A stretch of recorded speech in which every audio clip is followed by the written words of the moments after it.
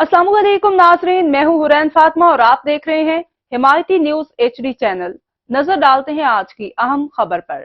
Sanghar bureau chief Waqar Bhatti, deputy commissioner Sanghar doctor Imranul Hasan Khawaja ने नौमुंतखब municipal committee councillor Rashid Arain Sanghar, Asif Ansari, Tando Adam municipal committee से हलफ लिया। इस मौका पर district election commissioner Shahnawaz Brohi, election officer Mohammad Umair और additional director local government Jamshed Qaim Khani, municipal chairman Rashid Mughal समेत नौमुंतखब काउंसलर के साथ सैकड़ों पाकिस्तान पीपल्स पार्टी के कारकुनान भी मौजूद थे।